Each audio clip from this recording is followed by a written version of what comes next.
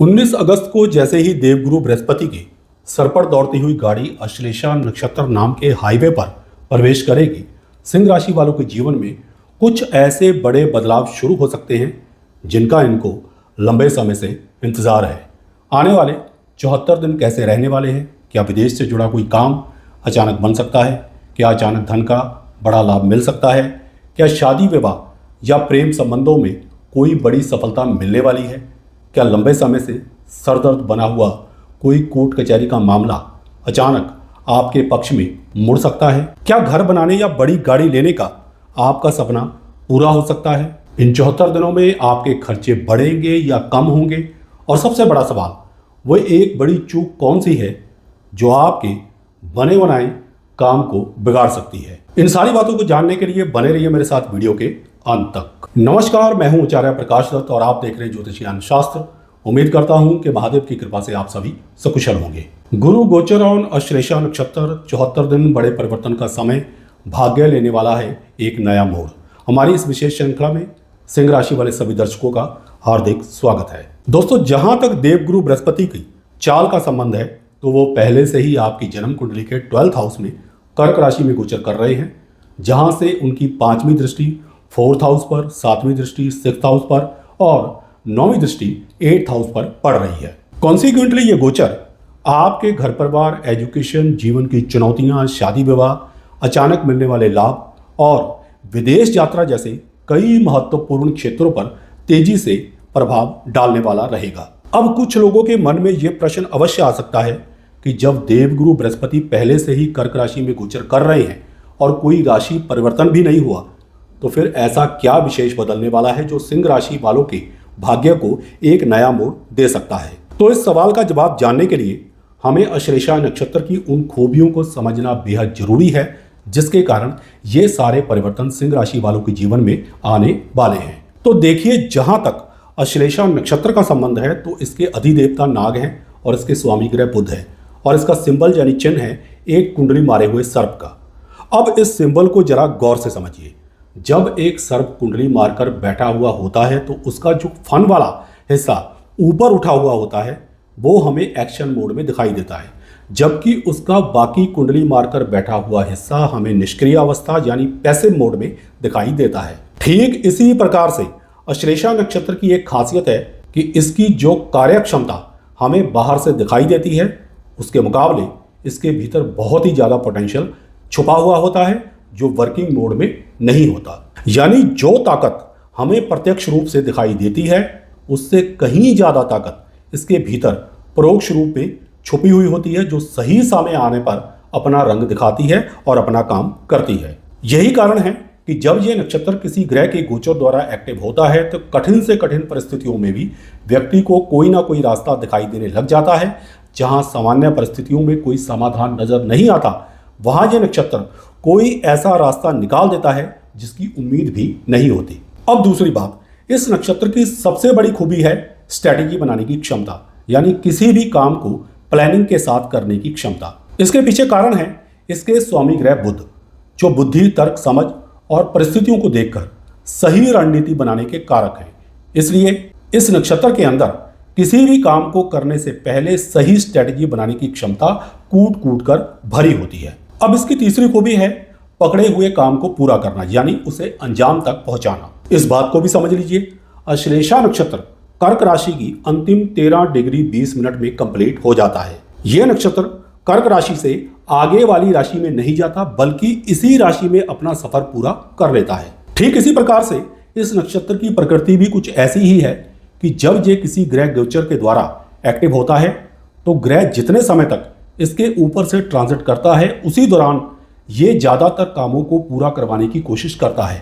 कामों को पेंडिंग छोड़कर आगे लेकर जाना इसकी प्रवृत्ति में शामिल नहीं है। कहने का भाव कि गुरु का गोचर जब इस नक्षत्र में 31 अक्टूबर तक पूरा होगा और उसके बाद अगली राशि में जाएगा, तब तक आपके बहुत सारे काम अपने अंजाम तक पहुंच चुके होंगे। अब इसकी एक और खासियत समझिए, जहां एक तरफ ये नक्षत्र पुराने पकड़े हुए कामों को पूरा करवाने की क्षमता रखता है, वहीं दूसरी तरफ उन कामों के पूरा होने के बाद एक नई शुरुआत का रास्ता भी खोल देता है। अब यहां पर सर्प की एक और क्वालिटी को समझिए। सर्प कुछ समय के अंतराल बाद अपनी केचुरी यानी पुरानी ऊपरी खाल को छोड़कर एक नए रूप में आगे बढ़ता है।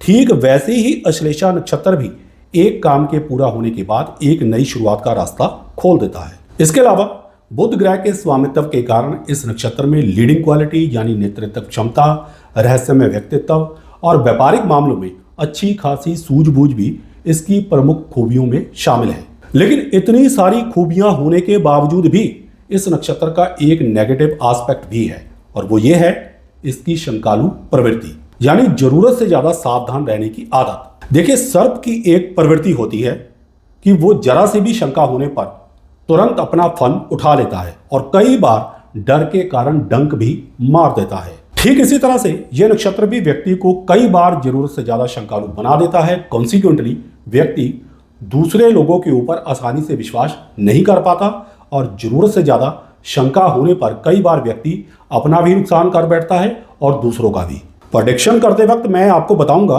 कि ये सारी क्वालिटीज आपके जीवन में किस तरह से काम करेंगी। कुल मिलाकर देखें तो इस नक्षत्र की असली ताकत है हिडन पोटेंशियल, यानी छुपी हुई क्षमता और सही समय पर उस क्षमता का इस्तेमाल। और जहां तक इसकी चुनौती की बात है तो वो है जरूरत से ज्यादा शंका करने वाला इसका नेगेटिव एस्पेक्ट। अब इन्हीं सारी खूबियों और कमियों को ध्यान में रखते हुए हम ये देखेंगे कि आने वाले 74 दिनों में देवगुरु बृहस्पति का इस नक्षत्र के ऊपर से गोचर आपके भाग्य को किस प्रकार एक नया मोड़ देता जाएगा। सबसे पहले बात करते हैं आपकी जन्म कुंडली के 12th हाउस यानी 12वें भाव की, जहां पर देवगुरु बृहस्पति का ये गोचर हो रहा है। इसमें सबसे पहली और सबसे दिलचस्प बात जो निकलकर आ रही है वो है विदेश से जुड़ा हुआ कोई बड़ा काम। इन 74 दिनों में आपका कोई विदेश से संबंधित काम या तो सफल हो सकता है या फिर सफलता की ओर बढ़ सकता है। कोई विदेश जाने की योजना है, विदेश में जॉब मिलने का प्रयास है, स्टडी वीजा का मामला है, पीआर से जुड़ा हुआ कोई काम है या विदेश में सेटल होने की आपकी कोशिश चल रही है, तो इन 74 दिनों में किसी ना किसी मामले में सफलता मिलने की बहुत ही मजबूत संभावना बन रही है। और पीआर के मामलों में मैं यहां पर देवगुरु बृहस्पति की 9वीं दृष्टि जो 8वें भाव पर पड़ रही है उसके प्रभाव को भी इंक्लूड करके चलूंगा। अगर आपकी पीआर का प्रोसेस चल रहा है, आपकी फाइल किसी कारण से होल्ड पर पड़ी हुई है, तो क्वाइट पॉसिबल है कि इन 74 दिनों में आपकी पीआर की फाइल एक्सेप्ट हो जाए, पिक हो जाए, जिससे पीआर के काम में अचानक सफलता मिलने का रास्ता खुल जाए।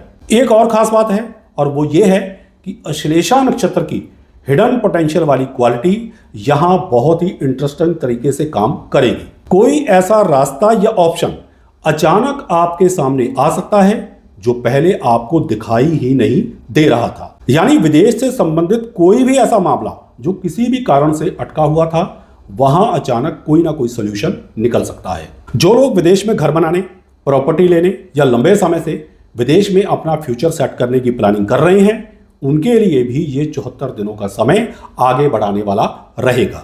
अब विदेश से जुड़े हुए बिजनेस की बात करें तो इंपोर्ट एक्सपोर्ट का काम करने वाले लोगों के लिए भी ये कॉम्बिनेशन काफी अच्छा रहेगा। नए कॉन्टैक्ट्स बन सकते हैं, पुराने रुके हुए काम आगे बढ़ सकते हैं और विदेश से जुड़े किसी काम में ऐसी अपॉर्चुनिटी मिल सकती है जिसका फायदा आगे लंबे समय तक आपको मिलता रहेगा। यहां पर अश्लेषा नक्षत्र की दूसरी क्वालिटी भी काम करेगी और वो है स्ट्रेटेजी बनाने वाली क्षमता। विदेश से जुड़े मामलों में कोई बड़ा डिसीजन जल्दबाजी में नहीं बल्कि सही प्लानिंग के साथ लेने पर आपको बहुत अच्छे परिणाम मिल सकते हैं। अब देखिए, 12वें भाव का संबंध बड़े एक्सपेंसेस से भी होता है, इसलिए एक तरफ विदेश में प्रॉपर्टी बनाने, विदेश यात्राओं या किसी दूसरे बड़े काम के कारण आपके खर्चे बढ़ सकते हैं, लेकिन ये खर्चे ऐसे कामों पर हो सकते हैं जो आगे चलकर आपके लिए प्रॉफिटेबल साबित हों और लाभ का रास्ता खोल दे। एक और खास बात यह है कि 12वां भाव हिडन पोटेंशियल से भी जुड़ा हुआ होता है और अश्लेषा नक्षत्र में तो हिडन पोटेंशियल पहले से ही कूट कूट कर भरा हुआ है। तो देवगुरु बृहस्पति जो विजडम के कारक ग्रह हैं, उनके द्वारा इन 74 दिनों में इस नक्षत्र के एक्टिवेट होने के कारण आपकी कोई ऐसी स्किल, कोई ऐसी प्रतिभा या कोई ऐसा टैलेंट सामने आ सकता है जिसका इस्तेमाल करके आप विदेश से जुड़े हुए मामलों में बेहतर सॉल्यूशन खोज पाएंगे। इसके अलावा अगर कोई लीगल मैटर जैसे बेल या जमानत से जुड़ा हुआ कोई मामला पेंडिंग है तो उसमें भी सफलता मिलने की संभावना बन रही है। अपार्ट फ्रॉम दिस, अगर कोई हॉस्पिटलाइजेशन या ट्रीटमेंट से जुड़ा हुआ मामला लंबे समय से चल रहा है तो उसमें राहत मिलने और ट्रीटमेंट के बाद स्वस्थ होकर घर लौटने के योग भी बन रहे हैं। और 12वें भाव का संबंध धार्मिक कार्यों से भी है, इसलिए धार्मिक पॉइंट ऑफ व्यू से भी ये समय आपके लिए अच्छा रहेगा।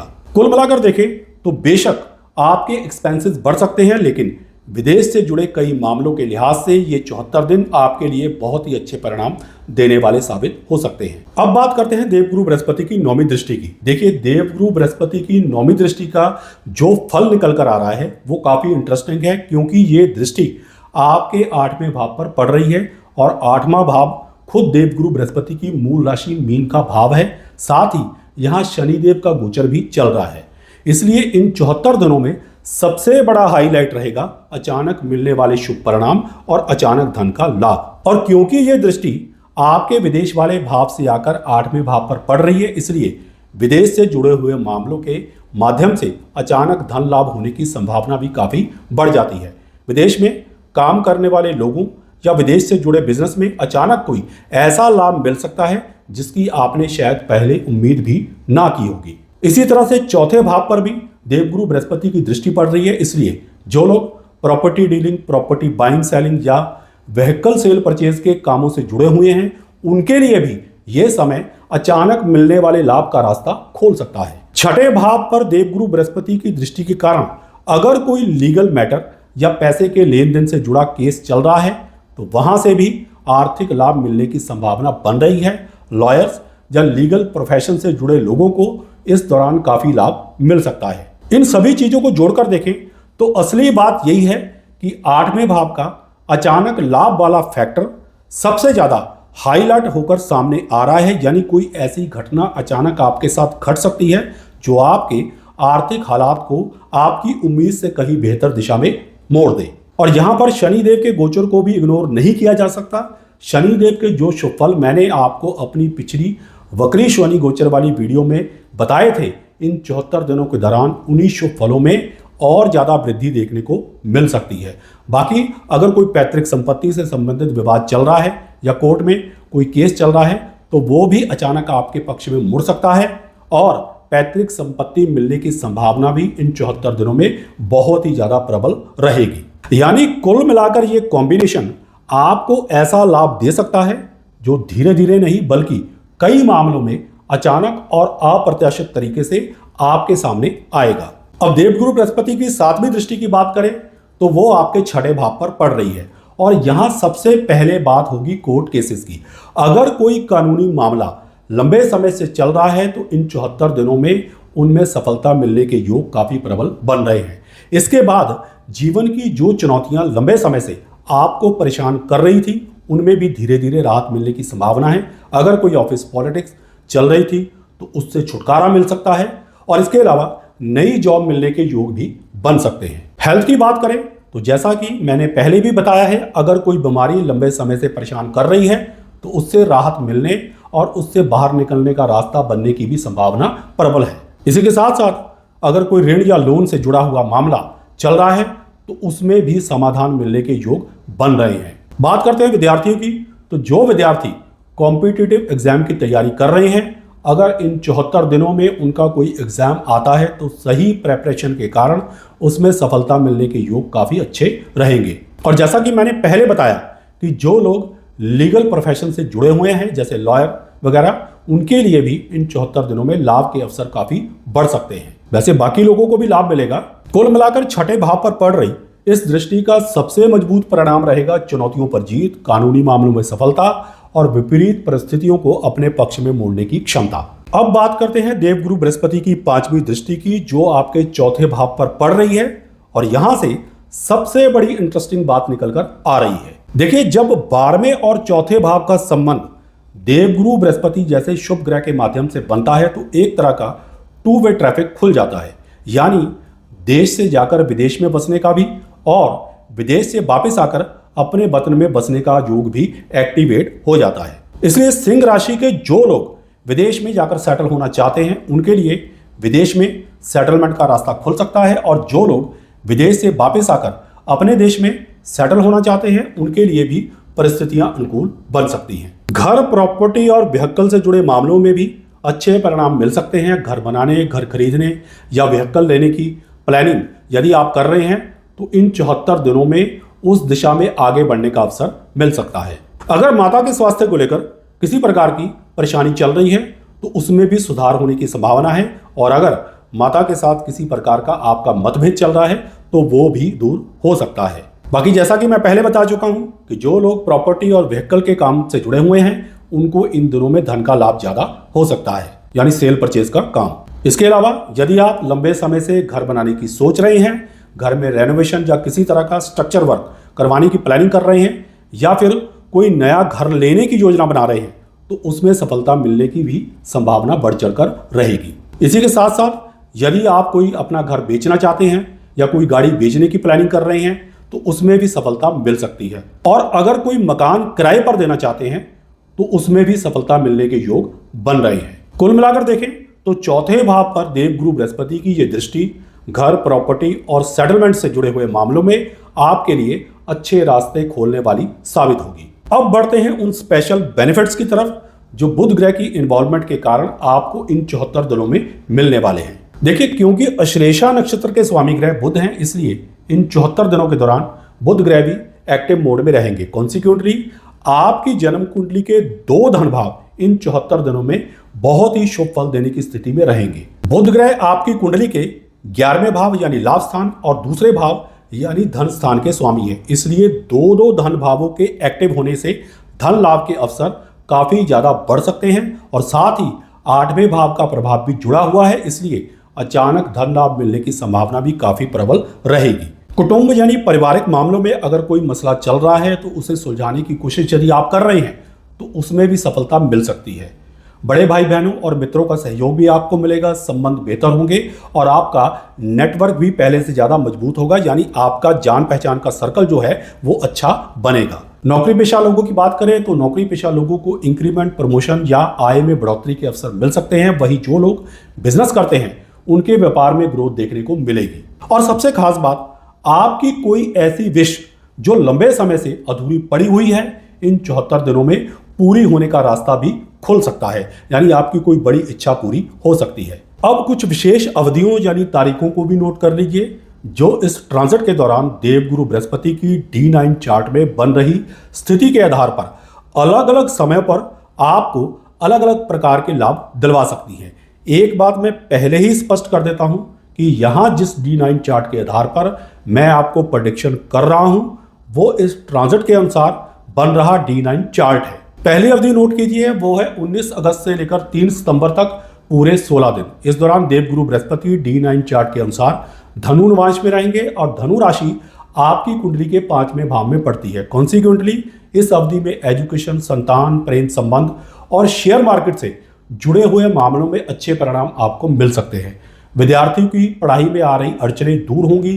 प्रेम संबंधों में अगर कोई विवाद चल रहा है तो उसमें सुधार आएगा और लव मैरिज की दिशा में भी सफलता मिल सकती है। शेयर मार्केट में पहले से की गई कोई इन्वेस्टमेंट आपको लाभ दे सकती है और इस अवधि में की गई इन्वेस्टमेंट भी आगे चलकर आपको अच्छा लाभ दे सकती है। इसके अलावा संतान पक्ष से शुभ समाचार मिल सकते हैं और जो लोग संतान प्राप्ति की इच्छा रखते हैं उनके लिए भी ये अवधि काफी अच्छी रहेगी। अब इस गोचर की दूसरी अवधि को भी नोट कीजिए, ये भी 16 दिनों की है।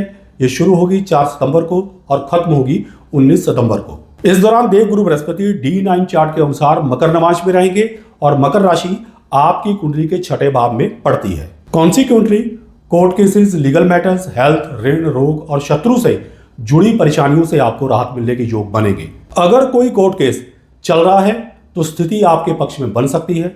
कुछ ऐसे एविडेंसेस आपके सामने आ सकते हैं जो केस का रुख आपकी तरफ मोड़ दे। लंबे समय से चली आ रही रुकावटें और चैलेंजेस कम होंगे। नौकरी पेशा लोगों के लिए ऑफिस पॉलिटिक्स से राहत मिल सकती है और जो लोग जॉब की तलाश कर रहे हैं उन्हें जॉब मिलने के योग बन रहे हैं। अगर कोई लोन या EMI का मामला चल रहा है तो उसमें भी राहत मिल सकती है। वही कॉम्पिटिटिव एग्जाम की तैयारी कर रहे विद्यार्थियों के लिए भी यह समय सफलता देने वाला रहेगा। अब तीसरी विशेष अवधि को नोट कीजिए, ये शुरू होगी 20 सितंबर से और खत्म होगी 8 अक्टूबर को। यह रहेगी 19 दिनों की। इस दौरान देवगुरु बृहस्पति D9 चार्ट के अनुसार कुंभ नवांश में रहेंगे और कुंभ राशि आपकी कुंडली के 7वें भाव में पड़ती है। कॉन्सिक्वेंटली विवाह, पार्टनरशिप और रोजमर्रा की आमदनी के लिहाज से आपको अच्छे परिणाम मिलेंगे। विवाह से जुड़ा कोई रुका हुआ काम आगे बढ़ सकता है। पति पत्नी के बीच यदि कोई समस्या चल रही है तो उसमें सुधार आएगा।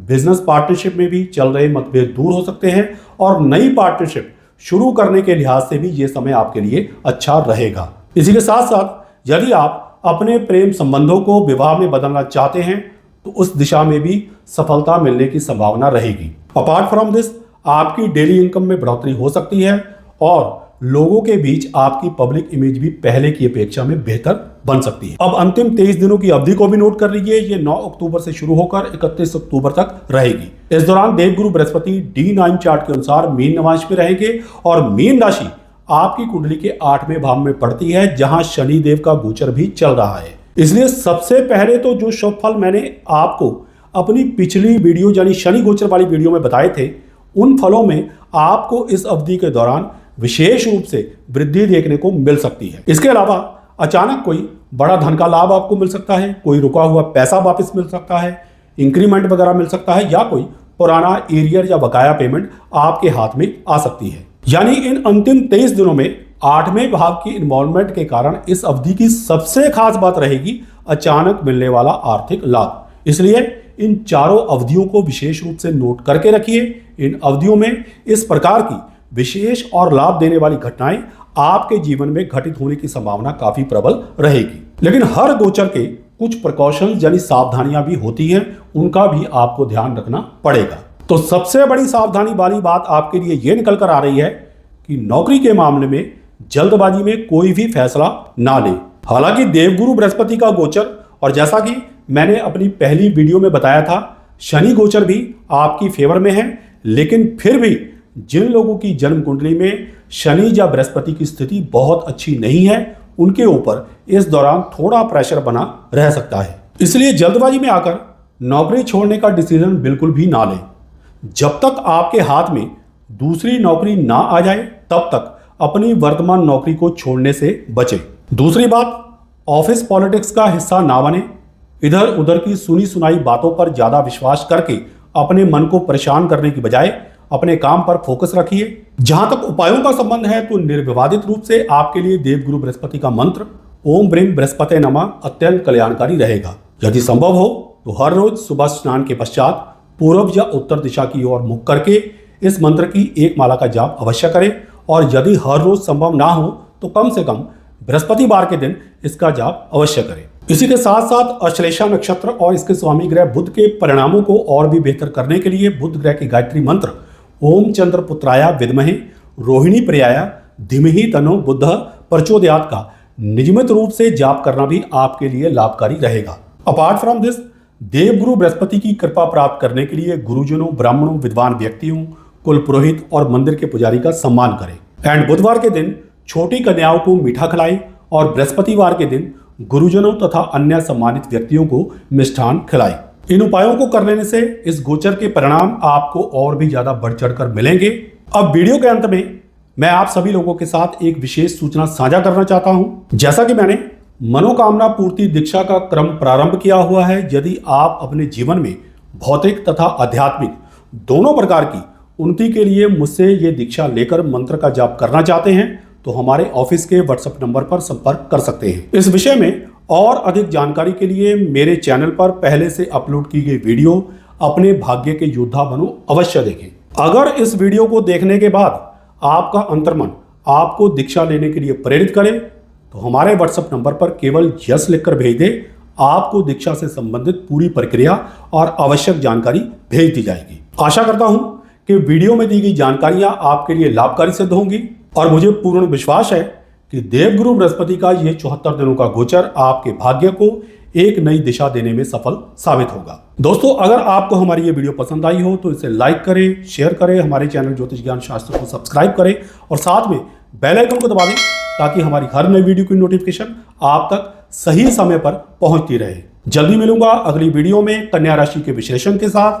तब तक के लिए सुखी रहें, स्वस्थ रहें, इसी मंगल कामना के साथ जय सिया राम, हर हर महादेव और बोलो श्री हरि विष्णु भगवान की जय।